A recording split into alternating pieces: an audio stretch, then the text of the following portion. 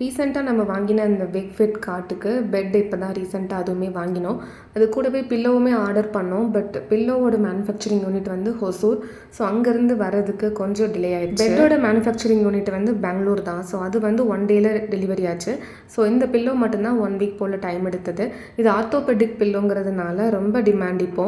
இதுவுமே ஒரு கஸ்டமைசேஷன் தான், நம்மளே பண்ணிக்கலாம். லோ, மீடியம், ஹைன்ட்டு 3 விதமான அந்த ஸ்டேஜ் இருக்குது. ஸோ நமக்கு ஏற்ற மாதிரி நம்மளோட அந்த ஹெட்டோட கம்ஃபர்ட்க்கு ஏற்ற மாதிரி அதில் இருக்கிற அந்த ஸ்பாஞ்சை நம்ம ஈஸியாக ரிமூவ் பண்ணவோ இல்லை எக்ஸ்ட்ராவாக ஆட் பண்ணவோ அந்த மாதிரி பண்ணிக்கலாம். நார்மல் நம்ம பில்லோ வாங்கும்போது ஸ்டோரில் வந்து எல்லாமே ஃபிட் பண்ணி ஸ்டிச் பண்ணியிருப்பாங்க. ஸோ ஜிப் மாதிரி இருக்காது.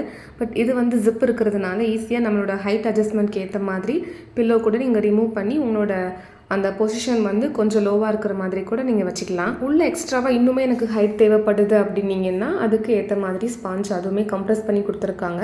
அந்த ஸ்பாஞ்ச் வச்சு நம்ம எக்ஸ்ட்ராவாக ஒரு பில்லோ கூட மேக் பண்ணலாம். டேரக்ட் வெப்சைட்லேயே வாங்கினதுனால 800 வந்துச்சு. அமேசானில் 899 இருக்குது. ஸோ ப்ரைஸ் வந்து கொஞ்சம் டிஃபர் ஆகும். இந்த ப்ரைஸ்க்கு இந்த சாஃப்ட்னஸ் வந்து கொஞ்சம் ஓகேவாக தான் இருக்குது.